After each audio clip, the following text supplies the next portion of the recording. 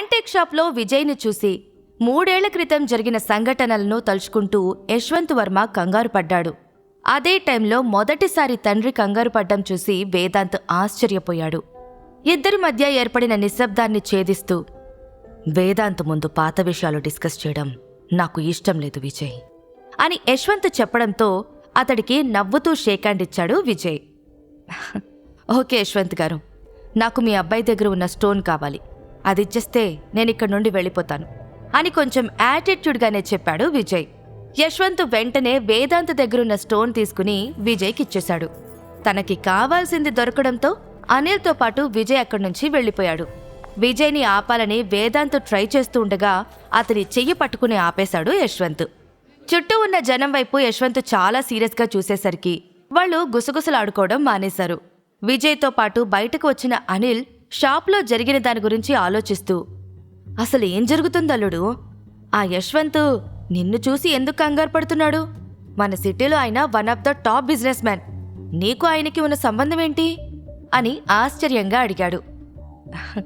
ఆయన నాకు మంచి ఫ్రెండ్ మావయ్య గారు అని ఆన్సర్ ఇచ్చాడు విజయ్.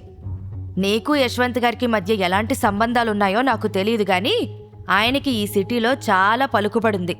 ఆయన ఈగోని మాత్రం ఎప్పుడూ హర్ట్ చేయకు.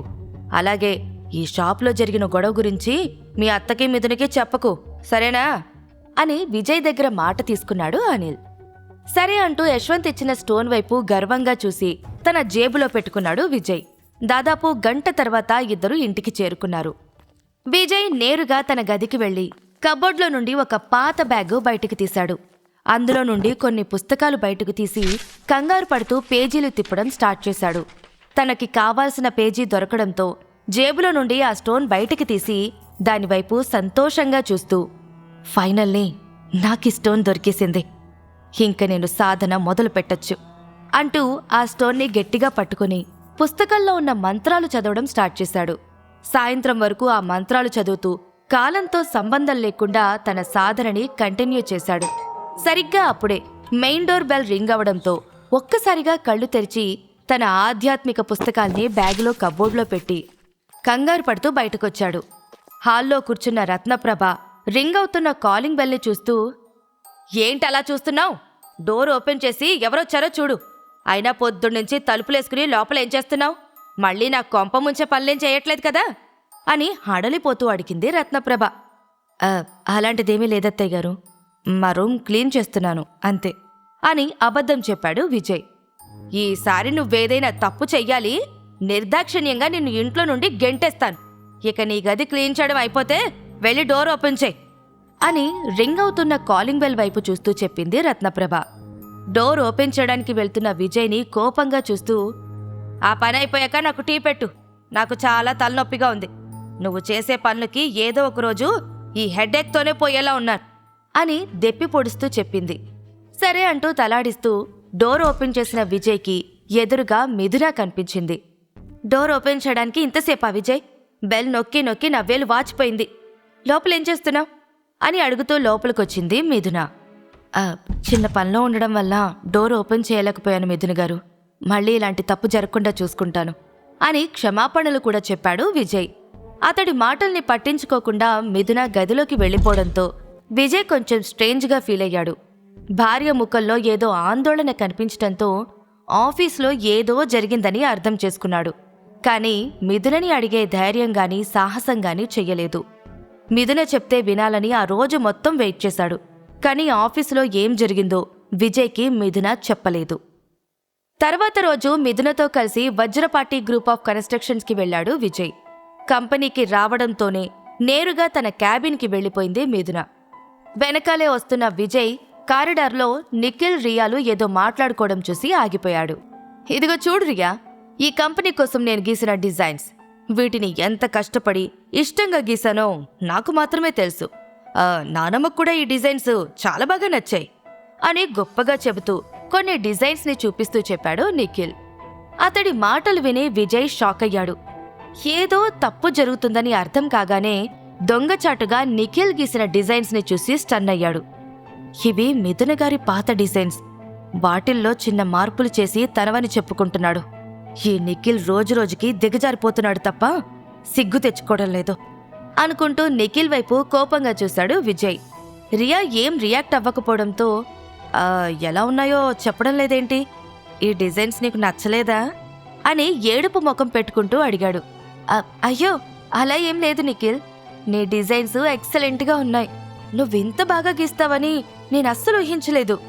నువ్వు డిజైనర్గా ఉన్నన్ని రోజులు నీ కంపెనీకి ఎటువంటి ప్రాబ్లమ్స్ రావు, నాది గ్యారంటీ అని నవ్వుతూ చెప్పింది రియా. ఆమె అంతలా మెచ్చుకోవడంతో నిఖిల్ హ్యాపీగా ఫీల్ అయ్యాడు. అలాగే కొంచెం భయపడ్డాడు కూడా. దానికి కారణం ఫ్యూచర్లో ఎప్పుడైనా రియాకి నిజం తెలిస్తే తనని వదిలేస్తుందేమో అని భయపడుతూ. ఈ డిజైన్స్లో కొన్ని మాత్రమే నేను గీశాను రియా. వర్క్లో బిజీగా ఉన్నప్పుడు అవుట్సోర్సింగ్ కన్స్ట్రక్షన్స్ కంపెనీతో టైఅప్ అయ్యి ఈ డిజైన్స్ని గీయించాను. వీటిలో ఏదైనా తప్పుంటే మాత్రం నేను సరిచేసేవాణ్ణి అని ముందు జాగ్రత్త చర్యగా నిజం చెప్పే ప్రయత్నం చేశాడు.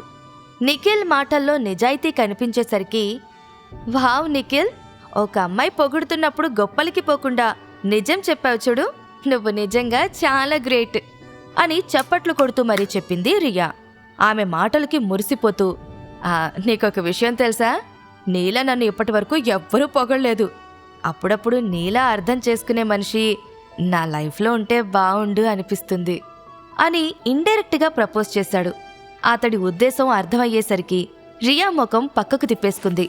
ఆమె బుగ్గలు సిగ్గుతో ఎర్రపడ్డం చూసి ఏదో సాధించినట్టు గర్వంగా ఫీల్ అయ్యాడు నిఖిల్. వాళ్ళిద్దరి నాటకాలు చూడలేక వెంటనే ఈ విషయాన్ని మిథునకి చెప్పాలి అనుకున్నాడు విజయ్. కానీ సరిగ్గా అప్పుడే వెనక నుండి గాయత్రీదేవి గొంతు వినిపించడంతో ఉలిక్కిపడి వెనక్కి తిరిగాడు. ఇక్కడేం చేస్తున్నావు విజయ్? ఇక్కడేం పని నీకు అని కమాండింగ్ వాయిస్తో గంభీరంగా అడిగింది గాయత్రీదేవి. ఆమె మాటలు వినపడగానే డోర్ వైపు చూశాడు నిఖిల్.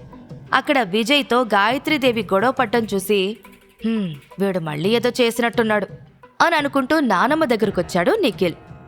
అడుగుతున్నది నిన్నే, సమాధానం చెప్పు.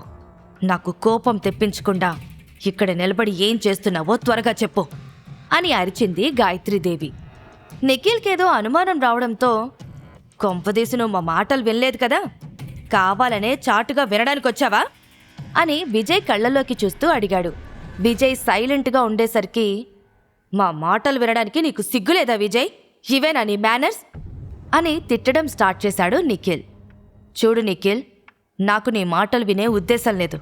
నాకు నీలాగా పని పాట లేదనుకుంటున్నావా అని కవర్ చేయాలని ట్రై చేశాడు విజయ్. అబ్బా, ఈ యాక్టింగ్ ఏదో సినిమాల్లో ట్రై చేసుంటే ఈ పాటికి పెద్ద హీరో అయ్యుండేవాడివి అని కోపంగా అన్నాడు నిఖిల్. విజయ్ వాళ్ళని కన్విన్స్ చేయాలి అనుకున్నాడు, కానీ వాళ్ళు వినిపించుకునే పరిస్థితుల్లో లేరు. అందుకే అక్కడి నుండి సైలెంట్గా వెళ్ళిపోయాడు. విజయ్ వెళ్ళిపోగానే, అలా వదిలేసావేంటి నానమ్మా, ఇలాంటి పని మరోసారి చేయకుండా బుద్ధి చెప్పాల్సింది వాడికి అని నిరాశగా అన్నాడు నిఖిల్. వదిలేరా, వాడి సంగతి తర్వాత చూసుకుందాం. ముందు నీకొక విషయం చెప్పాలి. నువ్వు డిజైన్స్ తీసుకుని కంపెనీ అని గాయత్రీదేవి ఏదో చెప్పబోతూ ఆగిపోయింది.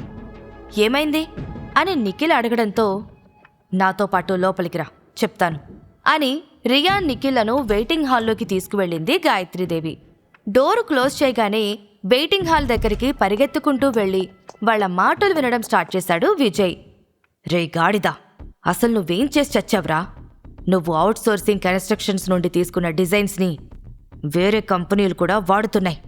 మనం వాటితో ఏదైనా ప్రాజెక్టు చేస్తే మనల్ని పోలీసులు అరెస్ట్ చేస్తారు అని గాయత్రీదేవి చెప్పగానే నిఖిల్ షాక్ అయ్యాడు. వాడు ఇలా ఎలా చేస్తాడు నానమ్మా? ఈ డిజైన్స్ కోసం నేను వాడికి 2 కోట్లు ఇచ్చాను. నా దగ్గర డబ్బులు తీసుకున్నట్టే వేరే కంపెనీల దగ్గర కూడా డబ్బు తీసుకున్నాడా అని కంగారు పడుతూ అడిగాడు. నిఖిల్, ఇప్పుడు మనకి ఆ డబ్బు కాదు ముఖ్యం, ఈ కంపెనీ పరువు. నువ్వు వెంటనే ఆ కంపెనీ ఓనర్తో మాట్లాడు. ఇంతకీ ఆ కంపెనీ పేరేంటి అని అడిగింది. జిందాల్ గ్రూప్స్ నానమ్మా. ఈ విషయంలో నువ్వేం కంగారు పడకు, నేను వెళ్ళి ఆ కంపెనీ ఓనర్తో మాట్లాడతాను. నన్ను మోసం చేసినందుకు వాడికి ఈరోజు ఖచ్చితంగా గుణపాఠం చెప్తాను అని ఆవేశంగా చెప్పాడు నిఖిల్. జిందాల్ గ్రూప్స్ పేరు వినగానే గాయత్రీదేవి కాళ్ల కింద భూమి అదిరినట్టయింది. ఆ కంపెనీకి చాలా బ్యాడ్ నేమ్ ఉంది. గతంలో కూడా వాళ్ళు ఇలాంటి ఫ్రాడ్లు చాలా చేశారు. మరోవైపు ఆ కంపెనీ పేరు విన్న విజయ్ కూడా షాక్ అయ్యాడు. ఎందుకంటే ఆ కంపెనీ చేసే మోసాల గురించి విజయ్కి బాగా తెలుసు. ఒరేయ్ నిఖిల్, ఆ కంపెనీ గురించి తెలుసుకోకుండా ఎందుకు లింకులు పెట్టుకున్నావురా అని కంగారు పడుతున్న గాయత్రీదేవి చేతులు పట్టుకుని ట్రస్ట్ మీ నానమ్మా, నేను వాడితో మాట్లాడి నేనిచ్చిన 2 కోట్లు వెనక్కి తెచ్చుకుంటాను అని నమ్మకంగా చెప్పాడు నిఖిల్. జిందాల్ గ్రూప్స్తో తన తండ్రికి సంబంధం ఉందని చెప్పి, నేను కూడా నిఖిల్తో పాటు వెళ్తానమ్మమ్మగారు, నా ఇన్ఫ్లుయెన్స్ వాడితే ఆ కంపెనీ ఓనర్ భయపడతాడు అని చెప్పింది రియా. ఈ గొడవలో నువ్వు ఇన్వాల్వ్ అవడం నాకిష్టం లేదు రియా అంటున్న గాయత్రీదేవి మాటలకి అడ్డుపడి, నాకిలాంటి పనుల్లో చాలా ఎక్స్పీరియన్స్ ఉందమ్మమ్మ, ఎవరిని ఎలా డీల్ చేయాలో నాకు బాగా తెలుసు, మీరే చూస్తారుగా అని చెప్పింది రియా. వేరే దారి లేక రియా మాటలకి ఒప్పుకుంటూ, ఈ విషయాన్ని మీరు చాలా జాగ్రత్తగా డీల్ చేయాలి, అవసరమైతే మన బాడీగార్డ్ను కూడా తీసుకువెళ్ళండి అని చెప్పింది గాయత్రీదేవి. వాళ్ళ మాటలకి విజయ్ కంగారు పడి, హో నో, వీళ్ళిద్దరూ అక్కడికి వెళ్తే ఖచ్చితంగా ప్రమాదంలో పడతారు. ఆ కంపెనీ యజమాని అరవింద్ చాలా దుర్మార్గుడు, ఈ విషయాన్ని వెంటనే మిథున గారికి చెప్పాలి అనుకుంటూ ఉండగా ఒక్కసారిగా డోర్ ఓపెన్ చేసింది రియా. ఎదురుగా ఉన్న విజయ్ని చూసి ఆశ్చర్యపోతూ, ఇక్కడేం చేస్తున్నా విజయ్, నువ్వు మమ్మల్ని ఫాలో చేస్తున్నావా అని అడిగింది. అలాంటిదేం లేదు, నేను మిథున గారి దగ్గరికి వెళ్ళబోతూ ఉంటే నువ్వు డోర్ ఓపెన్ చేసావు అంతే అని మళ్లీ అబద్ధం చెప్పి రియాకి మరో మాట మాట్లాడే అవకాశం ఇవ్వకుండా అక్కడి నుండి వెళ్ళిపోయాడు. నిఖిల్ కోపంతో ఊగిపోతూ, ఒకవేళ వీడు మన మాటలు విని ఉంటే మిథునికి చెప్పేస్తాడేమో నానమ్మా అని భయపడుతూ చెప్పాడు. వాడి గురించి వదిలే నిఖిల్, వాడు విన్నా ఏమీ చెయ్యలేడు. వాడి భార్య డిజైన్ డైరెక్టర్ అయినప్పటి నుండి కొంచెం అత్యుత్సాహం చూపిస్తున్నాడు అంతే అని గాయత్రీదేవి చెప్పడంతో తన కోపాన్ని చల్లార్చుకున్నాడు. కాని విజయ్ ఏదో చెయ్యబోతున్నాడు అని నిఖిల్ మనసులో అనుమానం అయితే అలానే ఉండిపోయింది. మిథున క్యాబిన్కి వెళ్తున్న విజయ్ మొబైల్ ఒక్కసారిగా రింగ్ అవ్వడంతో స్క్రీన్ వైపు చూసి షాక్ అయ్యాడు. వెంటనే కాల్ లిఫ్ట్ చేసి, హలో యశ్వంత్ గారు, చెప్పండి, ఏంటి ఈ టైంలో కాల్ చేశారు అని అడిగాడు విజయ్. నువ్వు 3 ఏళ్ల క్రితం చెప్పిన విషయం ఇప్పుడు నిజం కాబోతుంది. నాకేం చెయ్యాలో అర్థం కావడం లేదు. ప్లీజ్ నాకు హెల్ప్ చేయి, నువ్వేమడిగినా ఇస్తాను అని కన్నీళ్లు పెట్టుకుంటూ చెప్పాడు యశ్వంత్. అతడు దేని గురించి మాట్లాడుతున్నాడో అర్థం చేసుకుని, ఇప్పటికే బాగా ఆలస్యమైపోయింది యశ్వంత్ గారు, నేను చెప్పినప్పుడే మీరు జాగ్రత్త పడుంటే ఇప్పుడు మీకు ఈ పరిస్థితి వచ్చుండేది కాదు. త్వరలోనే మీకు మరో సమస్య రాబోతోంది అని యశ్వంత్ భయాన్ని మరింత పెంచేశాడు విజయ్.